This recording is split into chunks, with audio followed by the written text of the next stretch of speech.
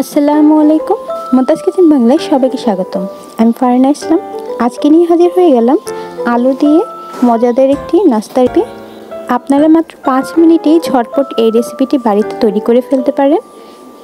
বিকেলের চায়ের সাথে এই নাস্তাটি খেতে খুবই ভালো লাগে, তাই ভিডিওটি না টেনে শেষ পর্যন্ত দেখার জন্য অনুরোধ রইল। আর আপনারা যদি আমার চ্যানেল নতুন হয়ে থাকেন তাহলে আমার চ্যানেলকে লাইক এবং সাবস্ক্রাইব করে পাশে থাকা বেল বাটন অন করে দেবেন। তাহলে চলুন ভিডিওটি শুরু করা যাক। প্রথমে এখানে আমি 3টি আলু নিয়েছি। আলুগুলোকে আমি ছিলে নিয়েছি। এবার একটি গ্রেটারের সাহায্যে আমি এই আলুগুলোকে ভালো করে একটু গ্রেট করে নেব। দেখতেই পাচ্ছেন গ্রেটারের যে পাতলা অংশটা থাকে ওইটা দিয়ে একটু গ্রেট করে নিচ্ছি।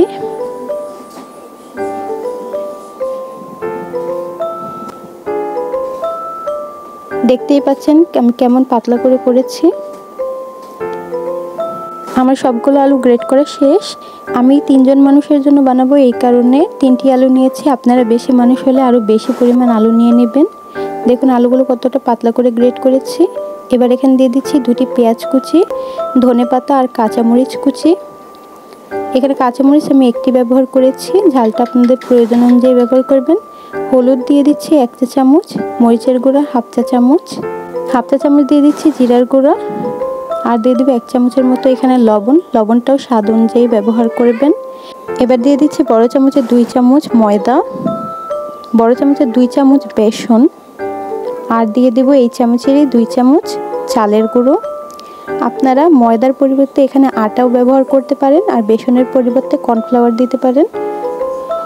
এবার আমি এই সবগুলো উপকরণকে একটু ভালো করে হাতের সাহায্যে মেখে নিচ্ছি। আপনাদের কাছে যদি কিছুই না থাকে তাহলে শুধু আলু, পেঁয়াজ, কাঁচামরিচ আর আটা দিয়ে আপনারা এটা তৈরি করে নিতে পারেন।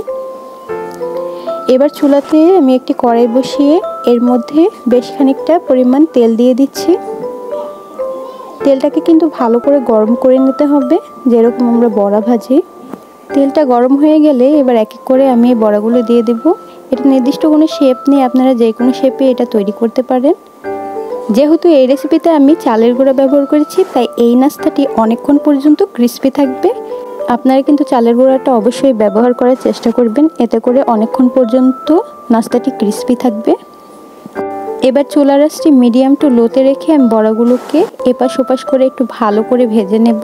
আপনারা যদি হাই ফ্লেমে ভাজতে যান তাহলে উপর থেকে কালার চলে আসবে, কিন্তু ভেতরে বড়াটা একদম কাঁচা থেকে যাবে। তাই চেষ্টা করবেন মিডিয়াম টু লো আছে বড়াটিকে একটু ভালো করে ভাজতে। এই বড়াটা ভাজতে কিন্তু বেশিক্ষণ সময় লাগে না। আমি কিন্তু একটু স্কিপ না করে আপনাদের সরাসরি দেখাচ্ছি। দেখুন আরও কিছুটা পরিমাণ ব্যাটার এখানে দিয়ে দেব।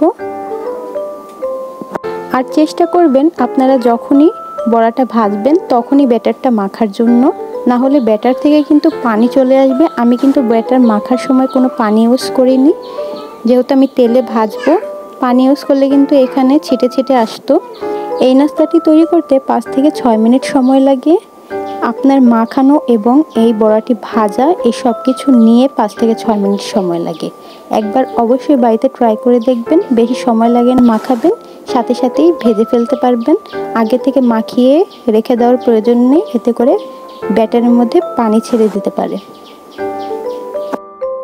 আমার চ্যানেলে কিন্তু অনেক রকমের সকাল বিকালের নাস্তার রেসিপি দেওয়া আছে। অল্প সময়ের মধ্যে কিভাবে আপনারা নাস্তা তৈরি করতে পারেন ওই রেসিপিগুলো চাইলে আমার চ্যানেল থেকে দেখে আসতে পারেন। আমি ডেসক্রিপশন বক্সে ওইগুলোর লিঙ্ক দিয়ে দেব।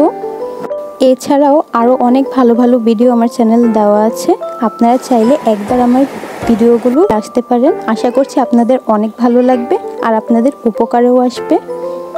এইভাবেই আমি সবগুলো বড়াকে উল্টে পাল্টে ভালো করে ভেজে নিচ্ছি।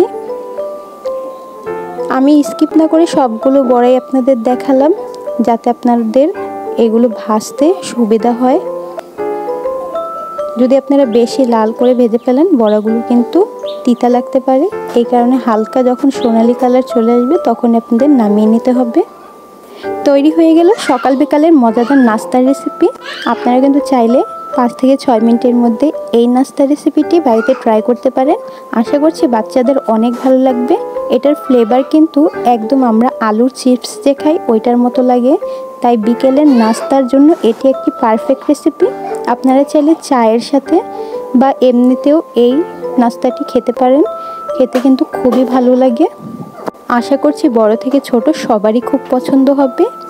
আমার ভিডিওটি কেমন হয়েছে কমেন্ট করে জানাতে ভুলবেন না। ভিডিওটি যদি ভালো লেগে থাকে তাহলে আমার চ্যানেলকে লাইক এবং সাবস্ক্রাইব করে পাশে থাকা বেল বাটন অন করে দেবেন। আর এতক্ষণ ধরে আমার ভিডিওটি শেষ পর্যন্ত দেখার জন্য সবাইকে অসংখ্য ধন্যবাদ। সবাই ভালো থাকবেন। আল্লাহ হাফেজ।